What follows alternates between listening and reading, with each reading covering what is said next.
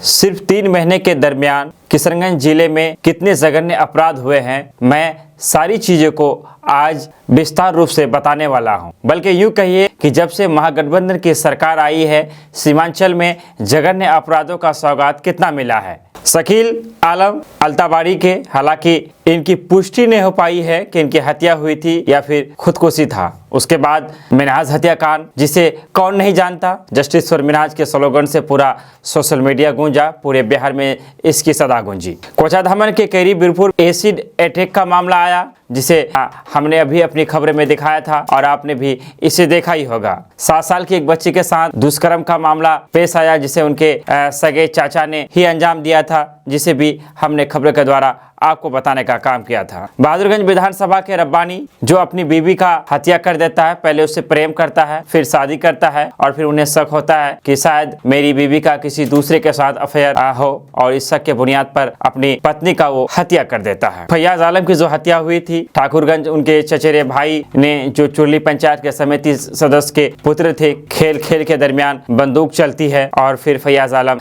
ढेर हो जाते हैं, उनकी मौत हो जाता है। किशनगंज के बालगिरे से 5 बच्चे फरार हो जाते हैं। ये भी एक बड़ी वारदात, बड़ी घटना किशनगंज के लिए। ठाकुरगंज के एक पोते ने अपने दादा की जान ले ली, उनका हत्या कर दिया, सिर्फ इसलिए कि उन्हें जुआ खेलना था और जुआ खेलने के लिए उनके दादा ने अपने पोते को पैसा नहीं दिया, जिस खबर को भी हमने आपको दिखाने का काम किया था। ये मनिकपुर गांव की घटना थी।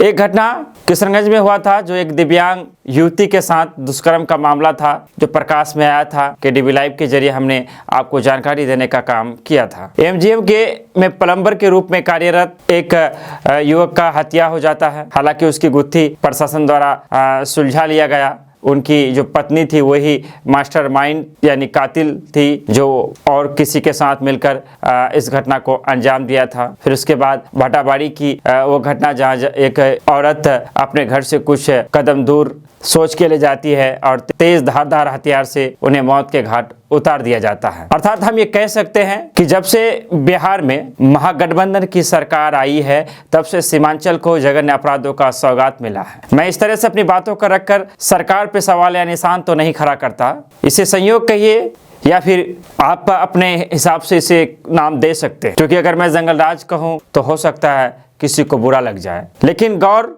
और फिक्र करने की जरूरत है कि किशनगंज खास करके शांत रहने वाला जिला, किशनगंज में इस तरह की घटनाएं देखने सुनने को बहुत कम मिलता था। लेकिन मैंने जो डाटा आपको दिखाया, इसमें बहुत सारी ऐसी घटनाएं होगी जिसका इल्म शायद मुझे नहीं है, मैं तथ्यों को नहीं ले पाया हूं। अगर कोई छूट गया हो 3 महीने के दरमियान, अगर 3 महीने से पहले जो हुआ है उसका जिक्र नहीं करना। अगर बीते 3 महीने में अगर कोई ऐसी घटनाएं हुई हो जो हम तथ्यों को नहीं साझा कर पाए, अगर आपकी जानकारी में हो तो आप कॉमेंट में बता सकते हैं। तो कुल मिलाकर जिस तेजी के साथ किशनगंज में आपराधिक छवि के लोगों का मनोबल बढ़ा है, जिस तरह जघन्य अपराधों का सिलसिला बढ़ा है, मैंने समझता हूं कि पहले इस तरह की घटनाएं कभी हुआ करती थी। सवाल कानून व्यवस्था पर भी हो रहा है, सवाल सरकार से भी हो रहा है। यकीनन जब कुछ गलत होगा तो फिर सवाल उन्हीं से किया जाएगा जो लोग सरकार में होते हैं, सवाल उन्हीं से किया जाएगा जो लोग जिम्मेदार होते हैं, सवाल उन्हीं से बनेगी जो लोग गद्दी पर बैठे होते हैं। सवाल कभी विपक्ष से नहीं पूछा जाता, सवाल हमेशा सत्ताधारी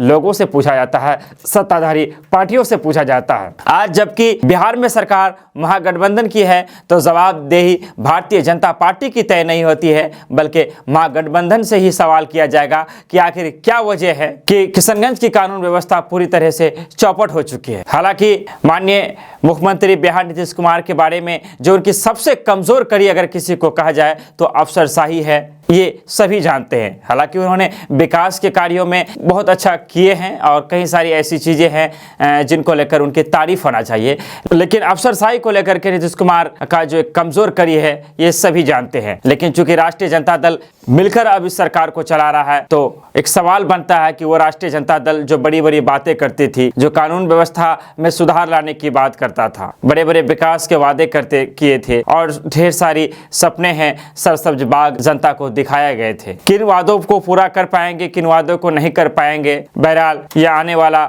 वक्त ही बता पाएगा। अभी से इन पर कुछ टिप्पणी करना मैं मुनासिब तो नहीं समझता, लेकिन इतना ज़रूर है कि महागठबंधन की सरकार आने के बाद बिहार खास करके किशनगंज को जघन्य अपराधों का सौगात मिलते जा रहा है और किशनगंज की कानून व्यवस्था लचर हो चुकी है, चौपट हो चुकी है। ज़रूरत है कि प्रशासन को इस पर गौर, फिक्र और मंथन करने की ज़रूरत है। आपको क्या लगता है, आपकी क्या राय हो सकती है, आपका विचार क्या हो सकता है? हमारा मकसद किसी को टारगेट करना कदापि नहीं होता है, बल्कि हम सच्चाई बनकर उस चीज़ को दर्शाने का काम करते हैं जिसे बोलना ज़रूरी होता है। अगर आप हमें YouTube में देख पा रहे हैं तो सब्सक्राइब करें, अगर आप हमें Facebook पेज पर देख रहे हैं तो फिर इसे शेयर करें और हमारे पेज को फॉलो करना बिल्कुल भी ना भूलें। आपसे विदा लेते हैं। धन्यवाद, शुक्रिया, आदाब।